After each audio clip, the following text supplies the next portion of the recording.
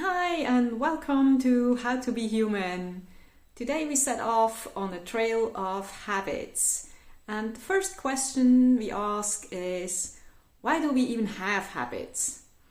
Nature doesn't develop anything that is completely useless, so what could be the reason that we develop a thing like a habit? Stay tuned for some really cool answer.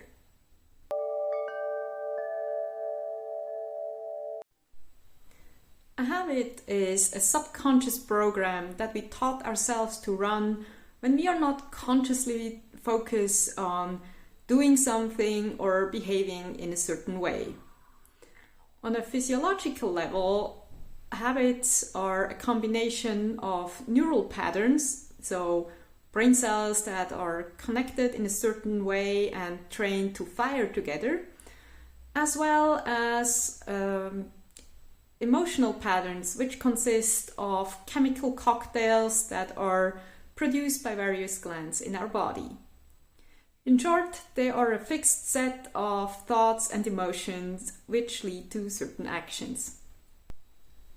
When we talk about habits, we usually focus on the negative aspects, the bad habits like eating in front of the TV and being a couch potato, playing too many video games, etc., etc.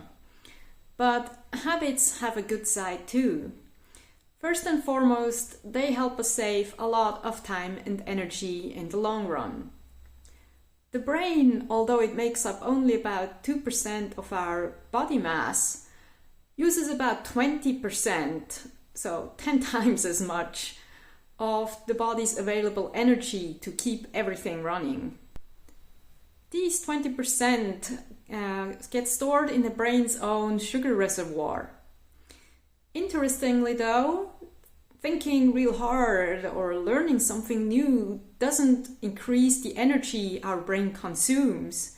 So we don't burn more calories, and therefore we don't lose weight if we just sit there and think hard compared to when we sit on a couch and just watch TV. So I'm terribly sorry, that doesn't work.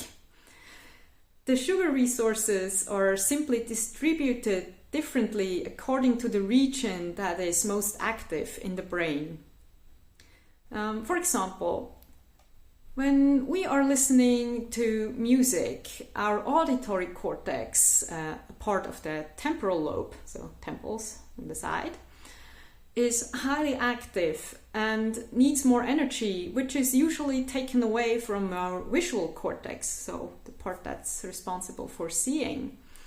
So we might even close our eyes if we focus on the music. So you might remember or even experience that yourself. You know, you go all or the other way around, when we are watching TV, more energy is needed in our visual cortex, in the occipital lobe, which interestingly is in the back of our brain, and energy gets directed away from our auditory cortex. Maybe you've experienced a situation when you were so focused on a story, what was going on in a series, that somebody who might come into the room has to shout at you to get your attention. That's because your brain kept your hearing down to an absolute minimum to divert maximum energy to the part of your brain which was needed to watch the show. But back to the habits. A habit is a sequence of thoughts, emotions, and actions that we learn through repetition. If we think, feel, and do something in the same manner over and over again often enough, it gets hardwired in our body.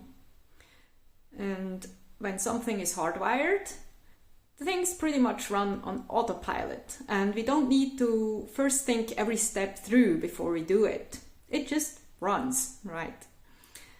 Simple stimulus is now enough for the program to run, and that with minimal effort and little energy, and more energy can be directed to other parts of the brain. Take driving a car for example. When we are learning how to drive, we need a lot of focus to get everything right. But the more we practice, the less we have to consciously think about every step, like checking mirrors, pushing the right pedals, signaling, etc. And the better we can listen to the radio or have a conversation while driving. Please be careful with distractions though, especially when driving or operating any kind of machinery.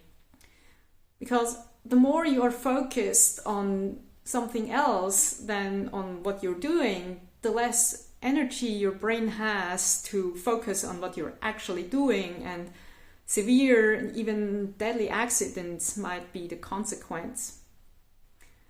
So, saving energy is the bright side of habits.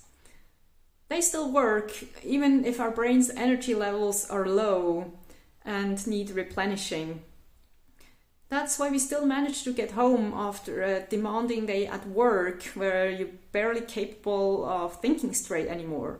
You still know how to drive your car, you still know your way home, you still know how to ride the bus, whichever way it works.